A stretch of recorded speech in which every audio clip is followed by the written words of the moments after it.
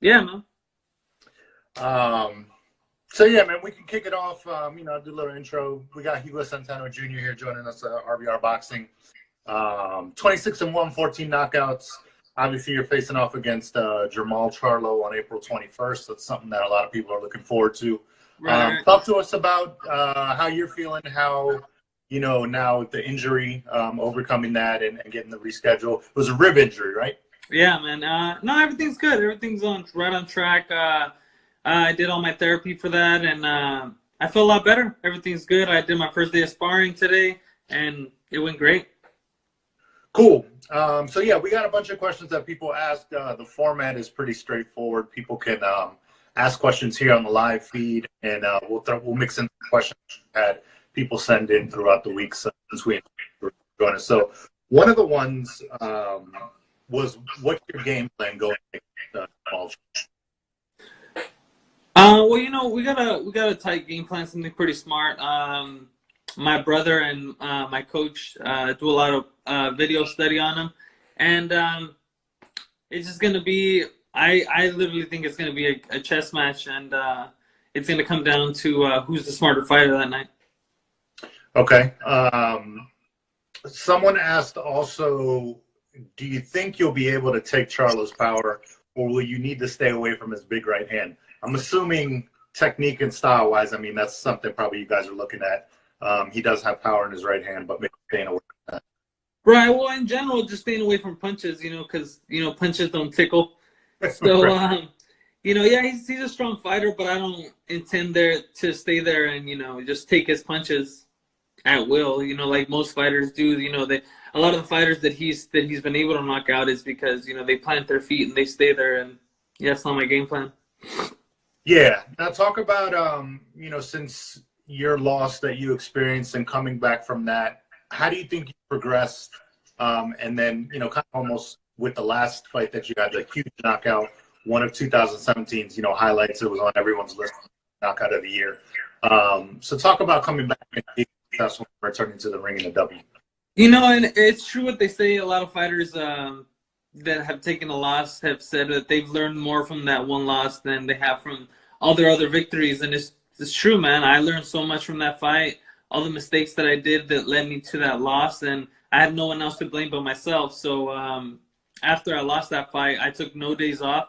As soon as I got back from Chicago, I grinded for a year, and then PBC called me, and they gave me a small fight, and then that led to, bigger fights. And then it led to that big knockout last year, which a lot of people were counting me out, just like this fight. You see a lot of people saying, "Oh, Hugo, you're gonna get knocked out, or you're not on Charlo's level." But I mean, I wouldn't be here if I wasn't. Right. So I feel like I earned my spot to be here, and no one just handed me a title shot. Right. Now talk about kind of the flip side too. Scoring a knockout like that. I mean, how does that feel? That must be like electric, energetic when you. Man, knockout. I was just like, not that I was shocked because I kept landing that punch a couple of times, but it was just electrifying. Like you said, there was the adrenaline that was running through my body was just like no other, and it felt amazing, man. Yeah, that's pretty incredible, man. I mean, I can only assume, people, look to watch for knockouts like that. They get really excited, but experiencing that must be something unreal. That's yeah. Great. Yeah, man. Boxing, what's up, man? We see you. John Molina's in the house as well. Appreciate everyone joining us. Just once again, the format. Go ahead and drop your questions for Hugo Centeno. He's fighting April 21st against Charlo. I got to ask you, man, this whole thing that went on this past weekend, I don't know if you've been up on, what Jermall Charlo did on his Instagram Live. Went kind of crazy and went off on a lot of the fighters that are going to be on the card with you guys. What are your thoughts on that? You know what, man? I really don't pay attention to him making a fool of himself or going on and rambling. It's funny, like every time something about him comes up, I'm always in the gym just working, and I'm staying focused. He can look past me all he wants, but a fight with Jacobs is not going to happen if I'm in the way. So right.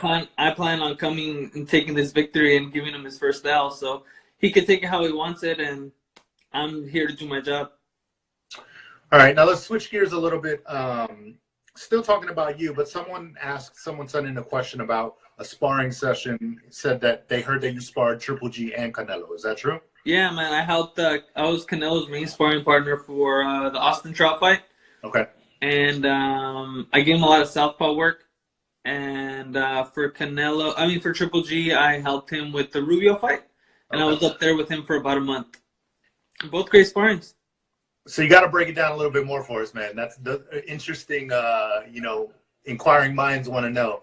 I mean, what do you think of each fighter and how they shape up, especially now with the whole clenbuterol thing, the state? Well, for Canelo at the time, he was, I guess he was like 23, 24. I know he's developed a lot, but he was more like the one hitter quitter type power. Still very, very great boxer, but I felt, to me, the hardest sparring was with Triple G because his power is very consistent with both hands, and he's very elusive. To a lot of people, he looks very one or two dimensional. He's very like flat-footed, but when he's in front of you, he knows how to get away from the punches very well, and he knows the ring very well. So to me, the harder sparring was against Triple G because he just knew exactly where he was the whole time. All right. Just to update everyone, we got Hugo Centeno on. We had some technical difficulties, so I'm Alex Burgos, editor-in-chief of RBRBoxing. I'm on my personal account. We got Hugo good enough to get in through RBRBoxing and answer some questions for the fans. John cracking jokes. What's the no beef? So I mean, what do you think about the whole Canelo situation? I mean, is it really the carne asada? I really don't know, man. Like for that, it's tough, man, because what I wanted was for them not to just give him a slap on the wrist. Mm-hmm. And so I'm happy that they suspended him and made an example of him, because I feel like just because he's a star doesn't make him above the law, And so I was glad they suspended him. I mean, I feel like regardless, no matter what, that this fight's gonna happen. There's too much money involved, too many politics. So, I mean, I'm just glad they made an example of him. Right. Now talk about, you're heading back to Brooklyn. You had one of your, I guess, biggest wins to date, you could say, against De La Rosa there. Right. Talk about your memories of that fight and just going back to a place where, you got a big win for your career. Brooklyn, it was great, man. Everyone out there treated me like family. They all embraced me. A lot of Latinos out there embraced me, which was nice. Leaving your hometown, going somewhere kind of foreign, sometimes you feel out of place, and everyone received me with open arms. So it's always great to go back to Brooklyn. Cool. So I got another question from someone from Instagram, Big Boss Tay. He said, what flaws do you see in Charlo's fighting style that you'll be able to capitalize on? He doesn't do well against movement. Even the guy that he fought last, even though he seemed like he went in there hurt, he was just doing some small awkward steps, and I feel like it was just kind of throwing Charlo off the whole, someone standing right in front of him so he can knock them out. Yeah, he was on one leg. Yeah, exactly, yeah. Talk about, you fought J-Rock, and how did you see, I mean, did you think that fight was going to go like that when Charlo knocked him out? You know what? I actually fought that night. Yeah. So I honestly thought Julian Williams was getting the better of him. Julian is a very good fighter. I didn't see it happening like that, but timing is everything. I thought Julian was getting the better of him during that fight, but even after he got knocked down, he got back up and he was putting his hands on Jermall pretty well. But I just didn't expect it to end the way it did. Right. Yeah. Samuel G has a question here on the feed. He said, do you see a future fight with Jacobs or Lemieux? Yeah, man, that'd be great. Either or would be a great fight. Now that, we're getting a chance to fight these bigger names such as, like Jermall, I would love to fight all those guys. All right. Vlad, I see you. What's up, man? Go ahead and drop your questions, everyone, for Hugo Centeno. We got a couple more that people have sent in. Let's see. My question, this is kind of a personal question. I don't know if this person might know, but This is LT Money 55. He says, my question is, what do you think, or do you think when you got married, it took some of your focus away from the game? I believe if you ever fought the guy who bested Selecki, I think you would destroy him. And do you ever avenge that loss? You know what, man? It wasn't getting married. I remember seeing that question too. It wasn't getting married. It was, for me, it was a mistake of being comfortable. I got used to, I just need to make weight and, I'll beat this guy. I'm better. My talent is better than Sulecki, or my talent is better than whoever. And so, you know what? Around the time when I got married, I let myself blow up. Mm-hmm. And I was getting used to just like, I just got to drop the weight and I'll be fine. And so when the Sulecki fight came up, I was probably just a little over 4 weeks out.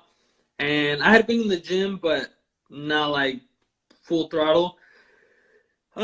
So when the fight came, I was like, oh crap, I need to lose all this weight. And I tried to drop the weight, and I still couldn't even make the weight. I was still 2 pounds shy.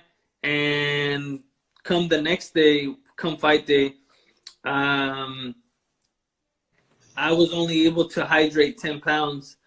And after the second or third round, I just felt depleted. I was just kind of holding. I still think it was a premature stoppage because I wasn't, completely out of it. But,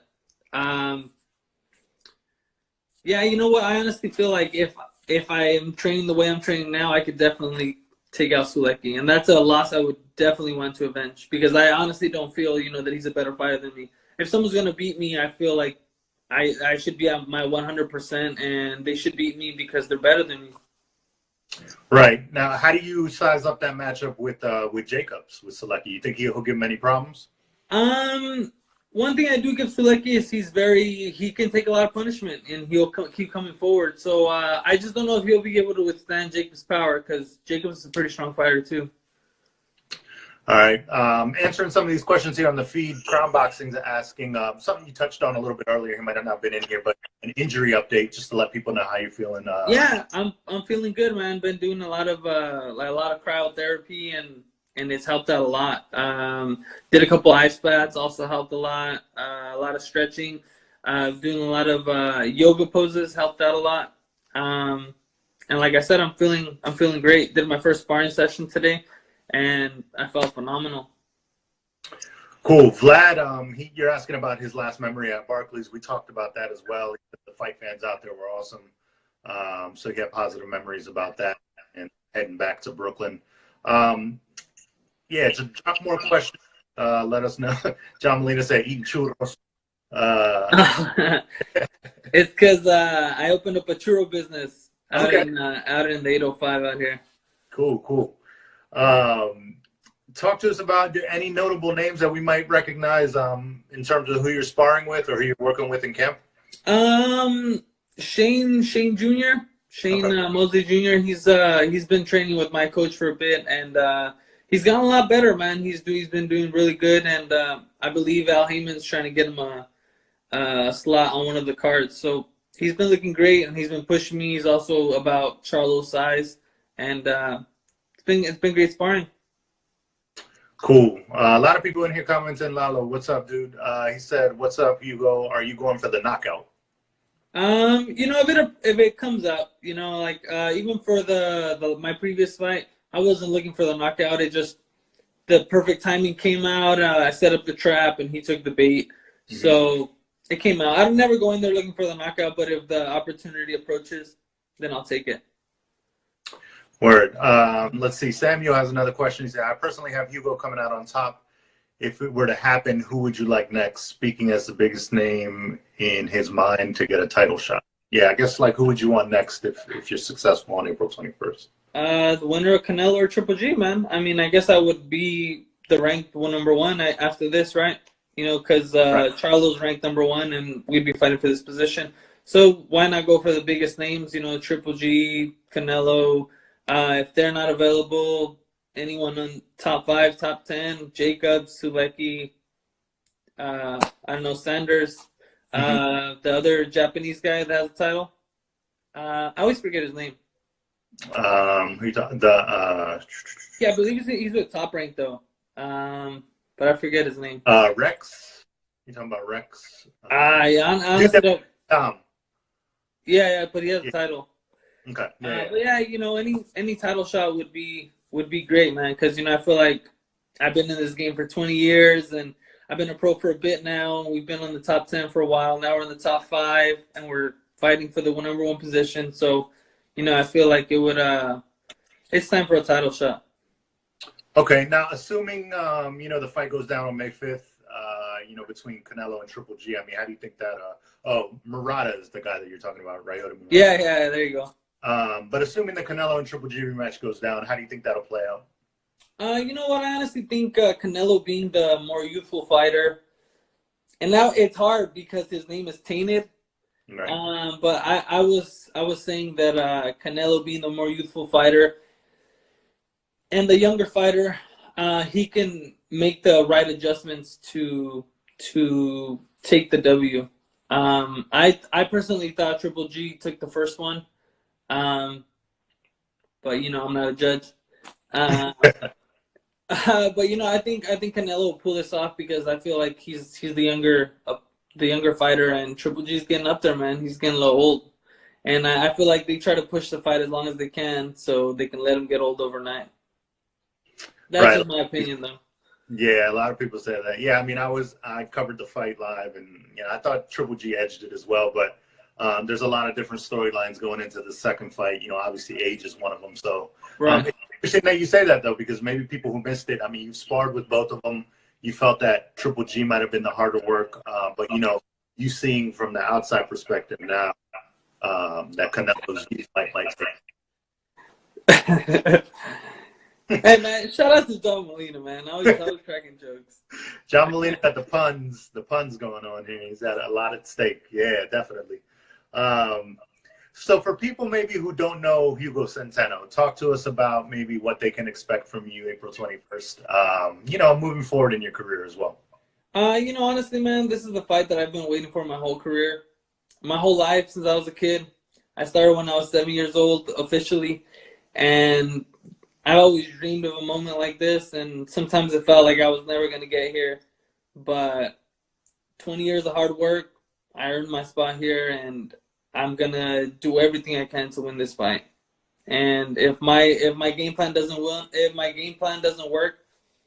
you know, I'll resolve to, you know, nitty-gritty, and I'll stay in there regardless if I'm a bloodbath or not to win this fight, because this is what I wanted my whole life, and I'll do whatever it takes to win this fight. All right. We'll ask you a couple more questions, and then we'll wrap it up. Like I said, appreciate you taking the time, man. And yeah, man, of course. Work through the 100 steps that we tried to do to get you on RBR. But Samuel's asking a question again. He said, who does Hugo think is the toughest test in the division? Aside from yourself, who would you say is the best? Well, really, I mean, anyone in the top 5, I feel like they've all earned their place there, and they've shown why they belong there. You know, like Daniel Jacobs fighting Triple G, and he broke his knockout streak, or, you know, Billy Joe Sanders making it to the top, also has a world title. All those guys, anyone in the top 5. Even in the top 10, there's a lot of up-and-coming 160 fighters that I feel like go unnoticed. And they're all tough guys. You know, it's easy for a lot of people just to say, you know, he's easy, he's gonna be this, he's gonna get knocked out or whatever. But all these guys put their lives on the line, and it takes balls, man. Right. Now, I'd like to ask this question to a lot of people because some people will surprise you. I mean, would you say you're a boxing fan outside of, you know, you fighting and training and everything? Man. You know what's funny, that I even love going to the small fights, because I feel like the small fights have fighters that are so hungry that they'll do whatever it takes to win, even those 4 or 6 round fights. And sometimes when you get to those big fights, they're just kind of boring, and you're just like, come on, man. Like, I didn't come pay to come watch you run around the ring the whole time. Right. Yeah. But I love watching the fights, man. Cool. So I'll throw some questions at you in terms of big fights that are coming up. I mean, what do you think about this weekend? You got the 2 heavyweights going at it, Anthony Joshua and Joseph Parker. How do you see that fight going? Joseph Parker's a tough guy, but I honestly feel Joshua's just, in my opinion, I feel like he's out of his league. But you can't count Parker out because he's so strong, man. Right. He has got that puncher's chance. So I feel like Josh is going to take that one. All right. Teofimo Lopez, what's up, bro? We got him next week on the AMA. Someone said just joined. Is this Hugo Centeno? Yes, it is. Go ahead and drop any questions you have for him. We're on for a couple more minutes here. We had a little bit of a delay, but Hugo was good enough to work through it with us, and he's now answering your questions live. Another fight that's coming up is that I wanted to ask you about is one in your division, which is around your division, which is the J-Rock fight with Nathaniel Gallimore. That's on the Lara and Hurd undercard. How do you think that's going to go?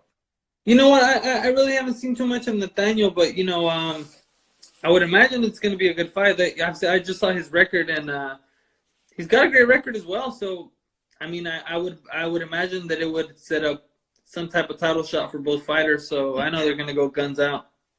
Cool. What do you think about that main event, that Jared Hurd and Lara fight? That's going to be good, man. You know what? One thing I like a lot about Hurd is that he goes straight for the champions, and he doesn't do the whole beat around the bush thing. And he's a cool cat. He's very straightforward, like the old days.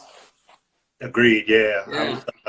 I visited him in camp a couple weeks ago. He was talking about that same thing. He's just like, I'm young now, so might as well try. For these fights while I'm young. So right, I like the mentality. He doesn't play it safe. Yeah, I like his mentality as well. Yeah, very cool. Con TMT says, Hugo, please, man, Sparring. Wow, he's underestimating you. Thanks, man. I appreciate that. Yeah, if anyone else has any questions, go ahead and drop them below. We'll wrap it up pretty shortly. But, yeah, April 21st, big triple header. Obviously, we got the man right here, Hugo Centeno. He's taking on Jermall Charlo. So we appreciate you taking the time. You're inspiring, training. Let's see, Hugo, I think you're taller than Charlo. We saw what BJS did to Lemieux. Are you going to try to do something similar? So I guess in terms of boxing. Right. Yeah, man, if, like I said, the opportunities approach or whatever comes up, I'm going to stick to my game plan. And if I see openings, we'll go for the knockout. And if it doesn't happen, we know Charlo's a strong guy, then we'll outbox him. Cool. All right, man, I think we'll wrap it up. Let's see. You got last question. You got a prediction for us. What's your prediction for April 21st? That I'm going to win, man. That's the only prediction that I'm going to give you guys. Like I said, I'm not one that goes in there looking for a knockout. I'm just going to do whatever it takes to win. And like I said, it's a dream of mine since I was a kid. 20 years of hard work, and I want to bring this title back home. Awesome. Well, we wish you the best of luck, man. One thing I will tell you, if you could do me a favor, since you're on the RBR account, when you end the live feed, just share it, and then that be able to upload it, and people can watch. Anyone who might have missed, any of these questions and stuff like that, they could go and watch it on our YouTube channel. So once again, I appreciate you taking the time, man. Everyone can check us out next week. We'll have Teofimo Lopez on with us. Best of luck in training, and we'll catch up with you after. Thanks, man. Thanks, guys. Appreciate it.